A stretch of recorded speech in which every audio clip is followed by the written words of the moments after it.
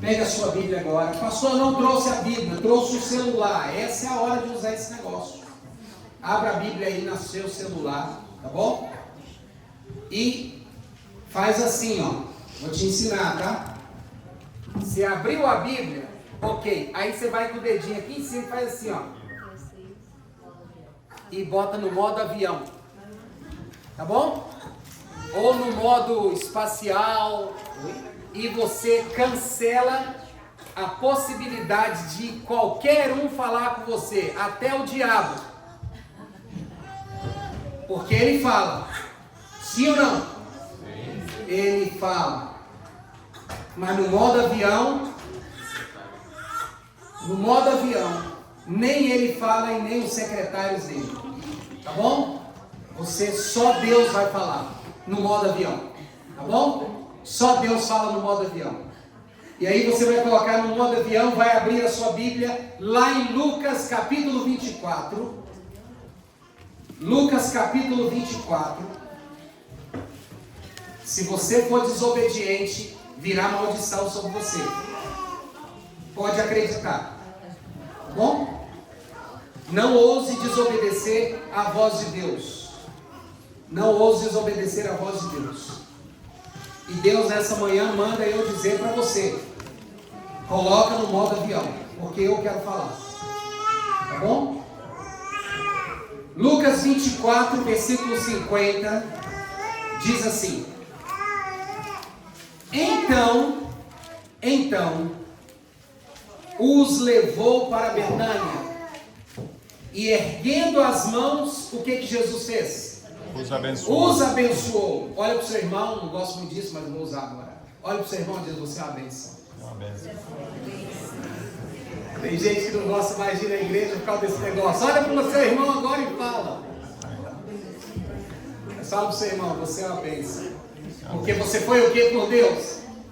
Abençoado. Abençoado. Lá em Gênesis 1, versículo 26, diz que Deus te criou, te abençoou e fez de você um homem para governar, uma mulher abençoada. Está lá, está escrito. Então você é uma bênção. Então os levou para Betânia e erguendo as mãos os abençoou. Aconteceu que enquanto ele ia se retirando, abençoava quem? O povo. Enquanto ele abençoava, ia se retirando deles, sendo elevado para onde? o céu. Eu estou falando de que momento da história? Eu estou falando da ascensão de Jesus, depois de quantos dias ter vivido com os discípulos após a ressurreição? 40 dias.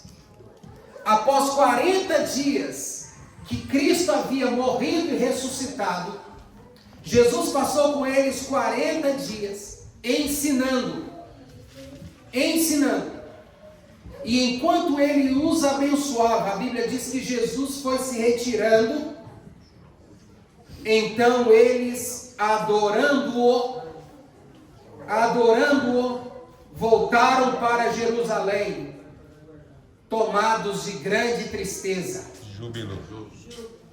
Ué, mas calma aí, Humberto.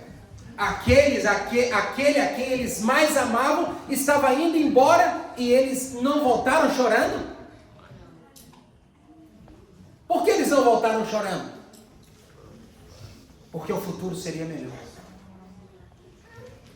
Você não tem que permanecer no choro. Você não tem que permanecer no reclame.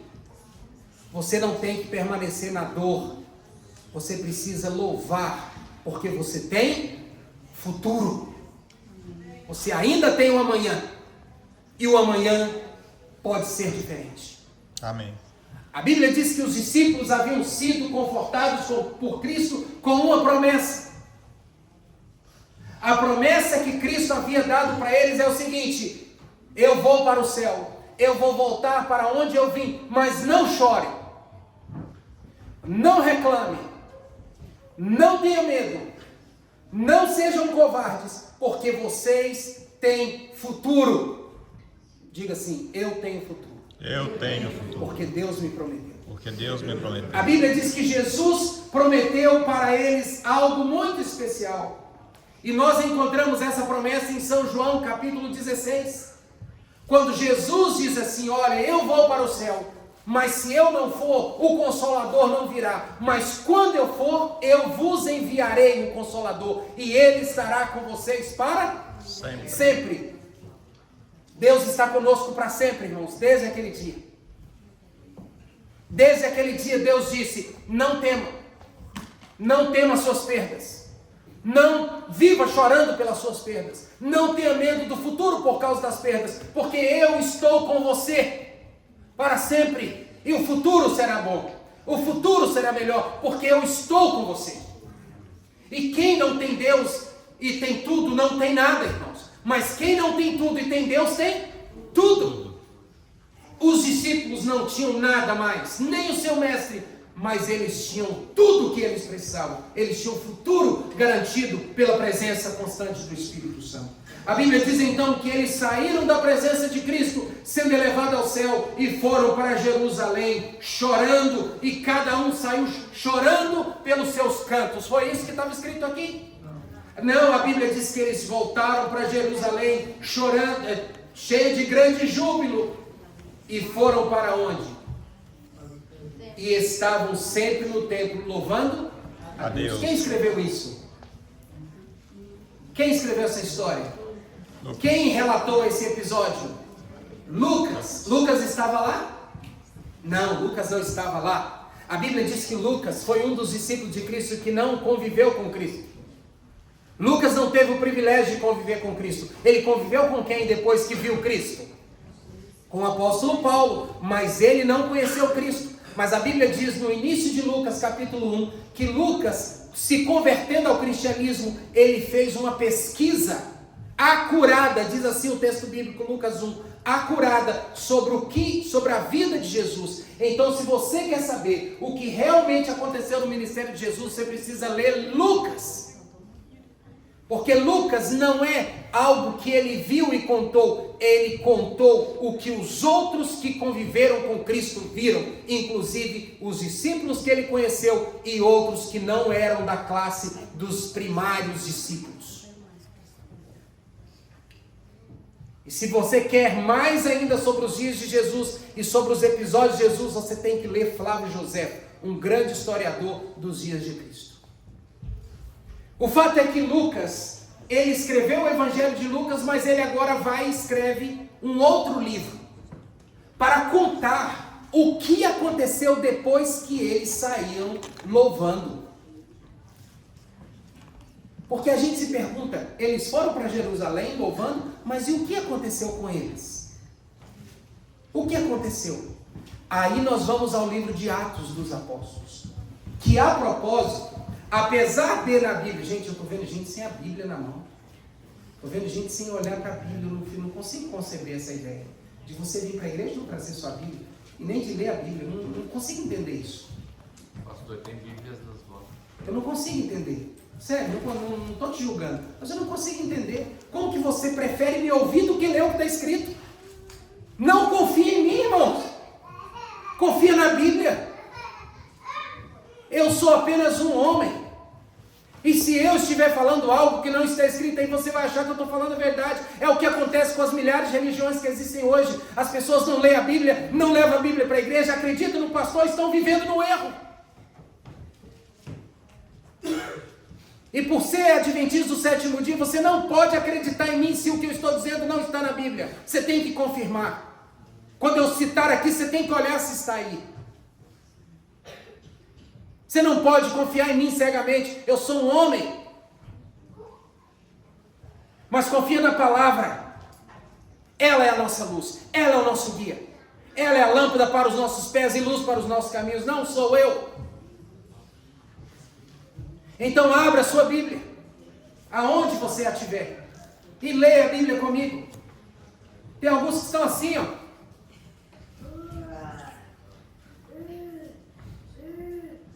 Olha para a Bíblia, leia o texto bíblico.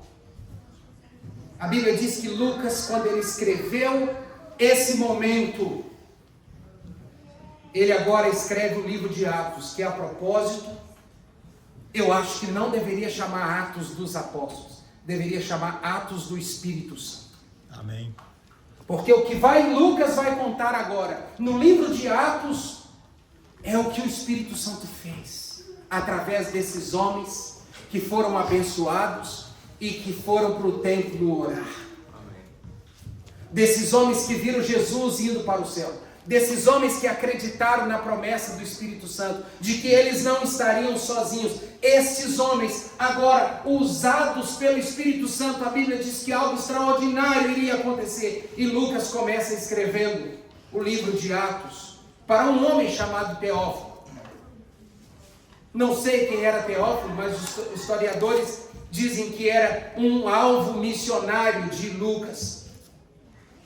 Mas também era um alvo de consagração, um homem que já acreditava no que havia acontecido em Jerusalém.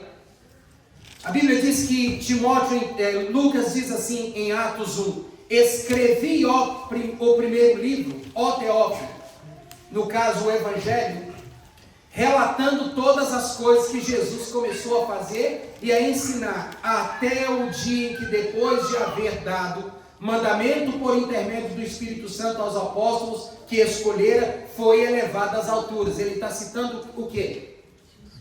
Lucas. Jesus. Ele está citando o Evangelho.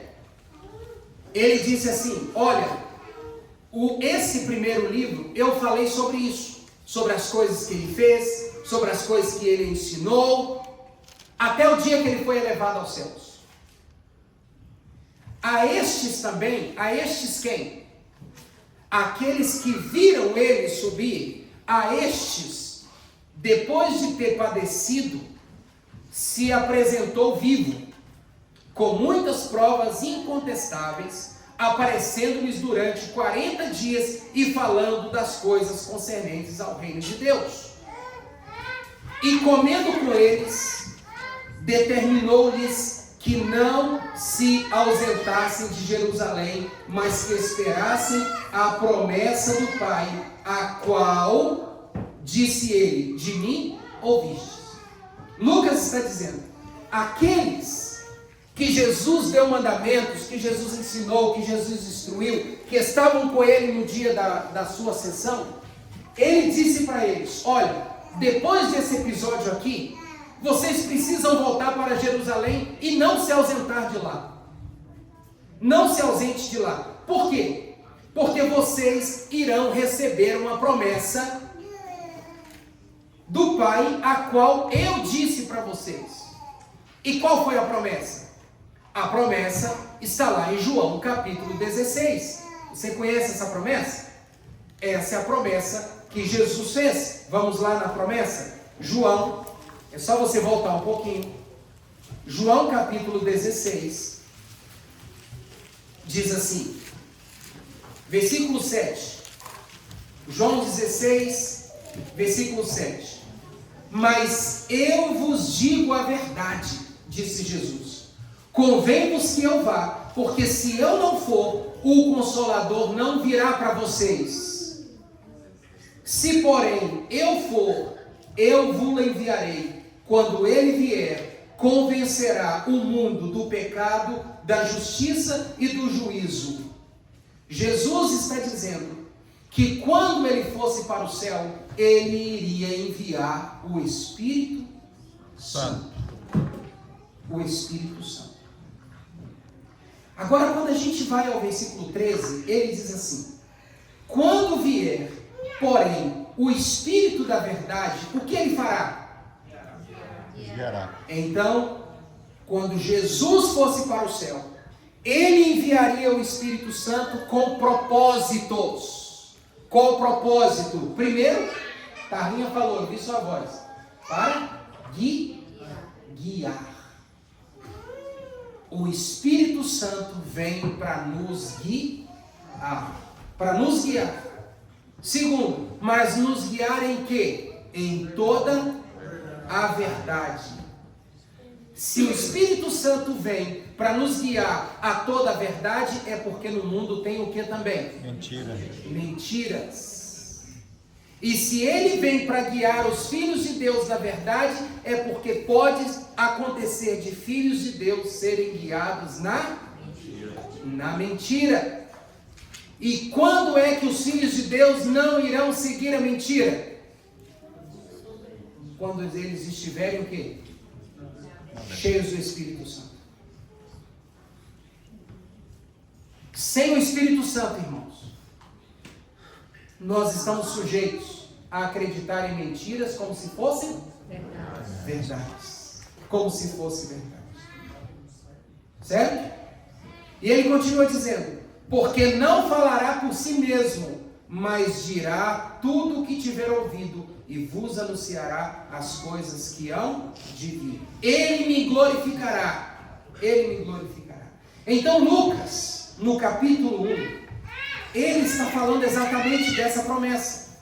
Ele está dizendo, depois que os discípulos foram para Jesus foi para o céu, ele os mandou voltar para Jerusalém. Porque quando eles estivessem em Jerusalém, eles iriam receber a promessa do batismo do Espírito Santo. E agora ele continua dizendo, porque João Batista, porque João, na verdade, batizou com água. Batizou com água. Quantos aqui foram batizados com água? Praticamente a maioria. Porque João Batista batizou com água. Mas vós sereis o quê? Batizados com o Espírito Santo, não muito depois destes dias. Então um cristão verdadeiro, ele precisa ser batizado quantas vezes? Ele precisa ser batizado 2 vezes. Ele tem que ser batizado nas águas e ele tem que ser batizado no Espírito Santo. Está claro para você?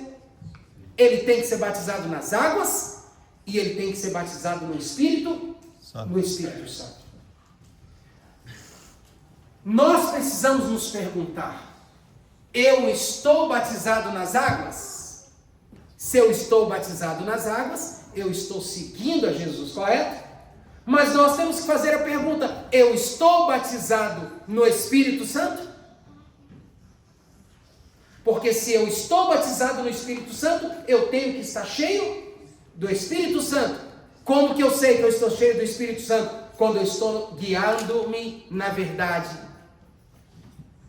Quando eu estou seguindo a verdade. Quando eu estou obedecendo a verdade.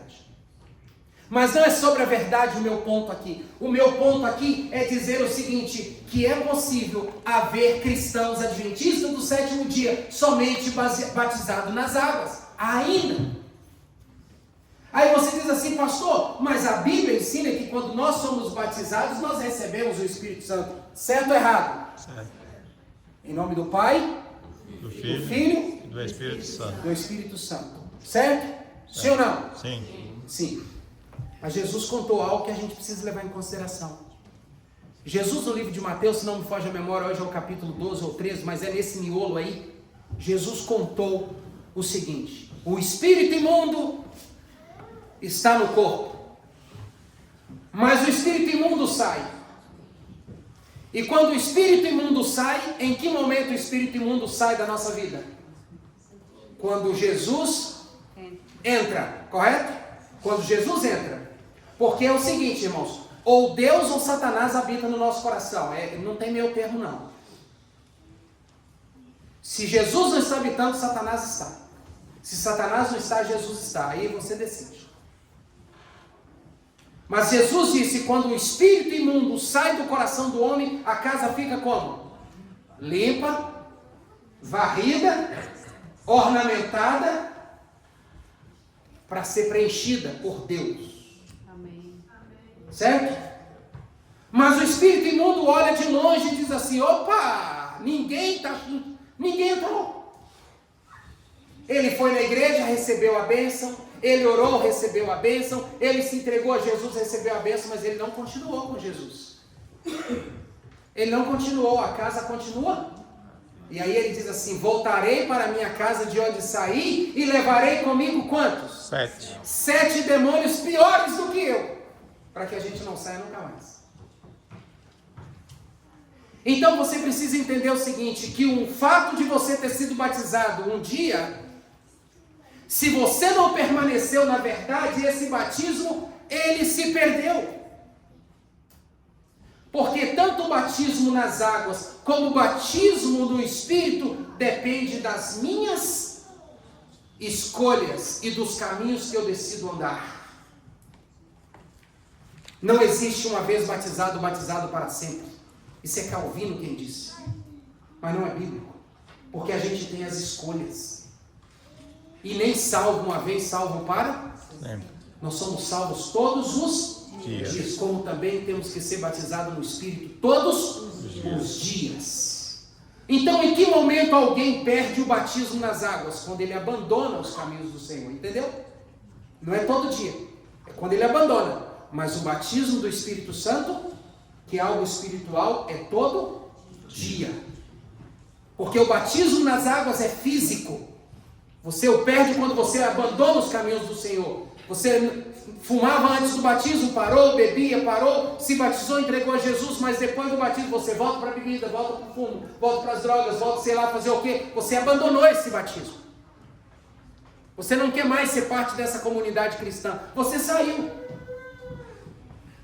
Agora, o batismo do Espírito Santo, quando eu perco? Quando eu paro de clamar por Ele. Quando eu abandono Ele. Quando eu esqueço dele. Então a Bíblia diz que Jesus Cristo, Lucas escreveu, porque João na verdade vos batizou com água, mas vós sereis batizados com o Espírito Santo, não muito depois desses dias. E aí você pode até me dizer assim, mas pastor Marcos, quando a gente é batizado, a gente não é batizado em nome do Pai, do Filho e do Espírito Santo. Quando a gente lê Atos capítulo 3, nós vamos encontrar um episódio aonde a palavra de Deus é apresentada para um grupo de discípulos de João que haviam sido batizados nas águas, que é apresentado o Espírito Santo. Eles dizem, mas a gente nem sabe que existe o Espírito Santo. Então os discípulos de João não foram batizados no Espírito Santo.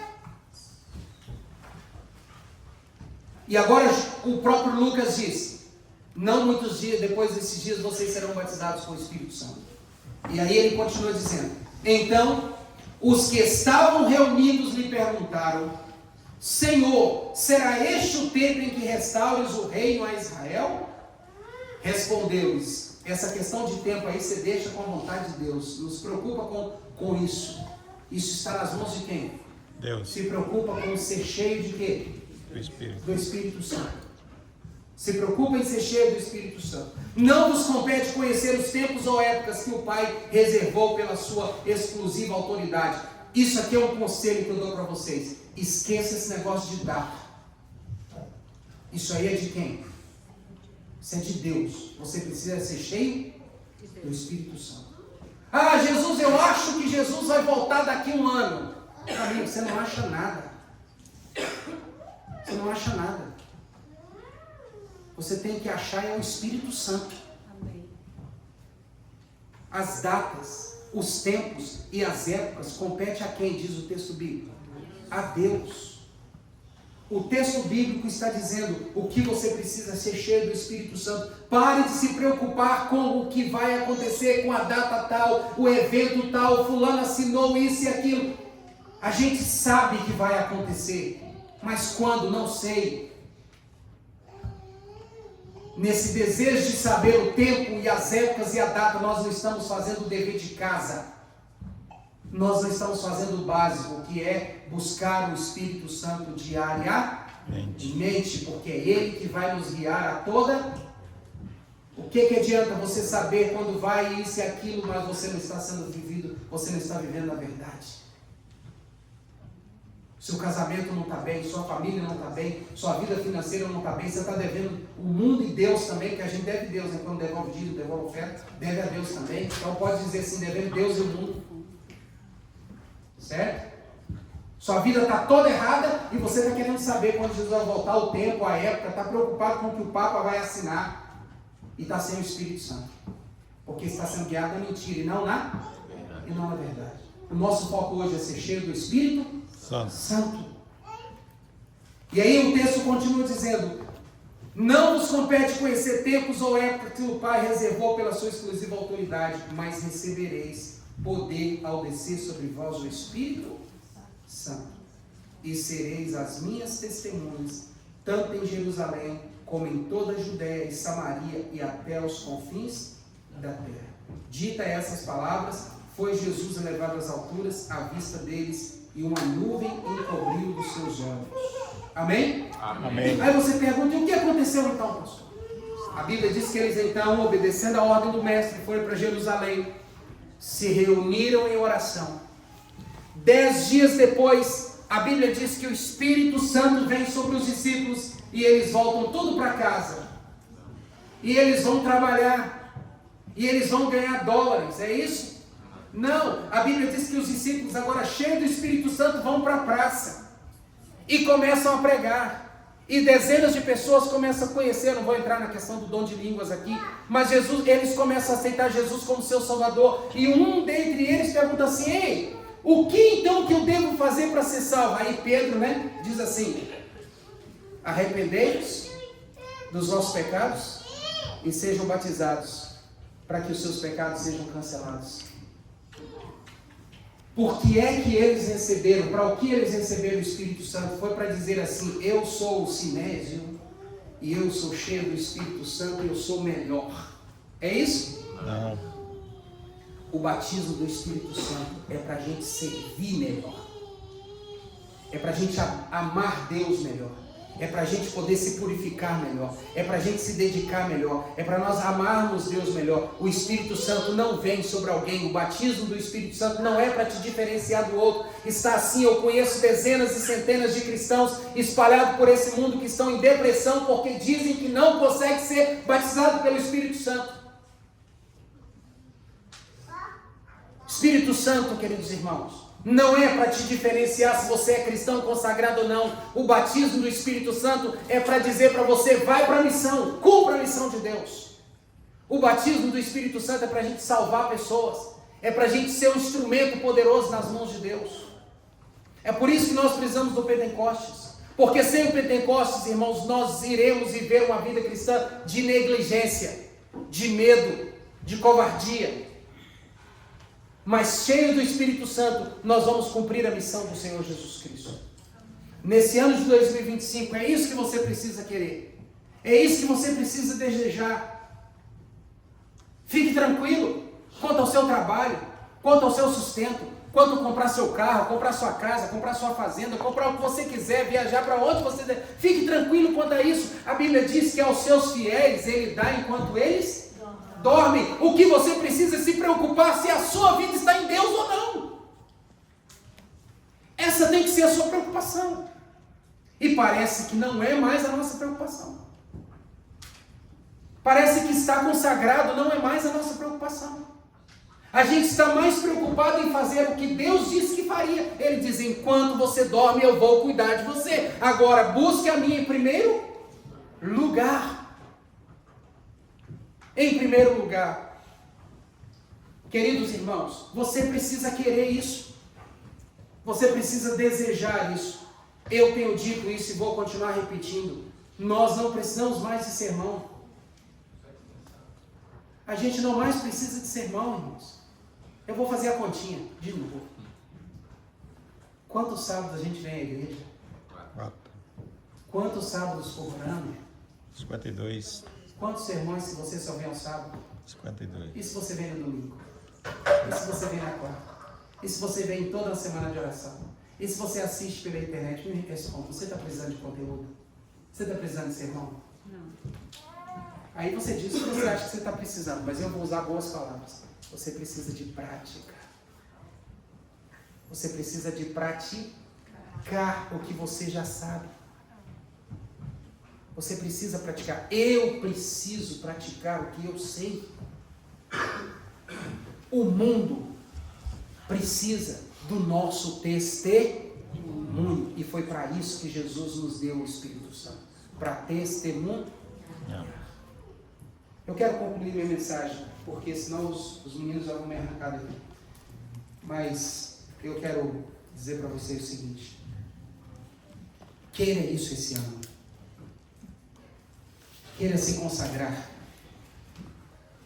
Queira se preocupar mais com a sua consagração. Não pergunte quantos dólares você ganhou essa semana. Pergunte quantas vezes eu li a Bíblia essa semana. Não pergunte quantos dólares eu ganhei essa semana. Pergunte quantas vezes nós oramos em família essa semana. Não pergunte quantos dólares você ganhou essa semana. Pergunte quantas vezes eu me alimentei bem essa semana. Eu cuidei da morada de Deus. Não se pergunte quantos dólares você ganhou essa semana. Pergunta quantas vezes essa semana eu disse que amava a minha família, minha esposa, meus filhos. Quantas vezes eu trabalhei para a salvação de alguém. Não pergunte quantos dólares você ganhou essa semana, mas pergunte para quantas pessoas eu falei do amor de Jesus essa semana. Essa tem que ser a sua preocupação em 2025. Irmãos, nós não precisaremos chegar ao final de 2025 do mesmo jeito que encerramos 2024, espiritualmente falando. Nós podemos chegar muito melhor. Pode passar essa tela e eu vou concluir com o texto. Pode seguir. Com o texto de Ellen White. Pode passar. Pode passar esse também. Aqui. Diz assim. Leia comigo. A oração é o alicerce da força do cristão. E ninguém pode estar seguro sem ela. Satanás sabe bem que todos quantos ele puder levar a negligenciar a oração, tá entendendo por que não é tão simples orar? Quando a gente não consegue orar, quem que está por detrás para você não orar? Satanás. Então, quando você, na noite, na sua família, não conseguir reunir sua família para orar, saiba que o inimigo está trabalhando na sua família para que isso não aconteça. Você tem que ter essa mentalidade. Ele trabalha para levar você a negligenciar a oração e o estudo das Escrituras. Estarão vencidos por seus ataques. Por isso, inventa toda a artimanha possível para desviar a mente de tais deveres. Há certas condições sobre as quais podemos esperar que Deus nos ouça, que Deus ouça nossas orações. Uma delas é que sintamos nossa necessidade dele. Você necessita de Deus? Sim. Então você precisa ser um homem ou mulher de oração. O seu lar precisa de Deus, então o seu lar precisa se voltar para a oração. Porque sem a oração, nós não receberemos o poder do Espírito Santo e não conseguiremos ser as testemunhas para as quais Deus nos chamou para ser. Nós temos, irmãos, que nos consagrar. Nós temos que nos consagrar. Nós temos que lembrar da nossa história. Nós temos que lembrar da nossa história. A Igreja Adventista do Sétimo Dia viveu um dos maiores desapontamentos da sua época, porque eles ficaram olhando para as datas e esqueceram de se consagrar, esqueceram de se aprofundar no conhecimento das Escrituras. Depois daquele desapontamento, em que eles miraram a data, o evento, a Bíblia diz que eles se reuniram em um grupo pequeno, foram para um celeiro. Nós até tivemos lá, visitando esse lugar um tempo atrás. Foram para um celeiro e ali oraram a Deus, pedindo iluminação, para que Deus pudesse mostrar para eles aonde eles haviam errado. Talvez para quem não conhece a história do Adventismo pode estar um pouco desconexo, mas para quem conhece sabe o que eu estou dizendo. Eles foram e se reuniram para a oração, e a Bíblia diz que Deus mostrou para eles o santuário celestial. Deus mostrou para ele aonde os pecados são perdoados. Deus mostrou para ele aonde a nossa vida está sendo julgada por Deus. Deus mostrou para eles o que é mais importante. O que é mais importante não são os dias, nem os anos e nem a época. O mais importante é o seguinte: se o meu nome for apresentado ao Senhor, eu receberei a voz para entrar ou para me afastar. E isso é consagração diária. Porque assim como o pecado me leva à queda todos os dias e à perdição, a salvação buscada todos os dias me leva à eternidade. Amém. O meu desejo nessa manhã é que você entenda isso. Que você entenda isso. 2025 precisa ser o ano da nossa consagração. Jesus vai voltar, irmãos, independente de mim ou não, independente que eu queira ou não, independente que eu pregue ou não, independente que eu saiba ou não. Ele quer que eu pregue porque Ele quer que eu salve mais, mas independente do que eu faça, Ele vai voltar, porque a profecia diz que Ele vai voltar, queira eu ou não, esteja o mundo preparado ou não, Ele virá, e não tardará, está escrito. Mas eu não posso me dar o direito de ser aquela virgem que foi comprar azeite e a porta fechou e ela ficou na escuridão. A porta está aberta para nós.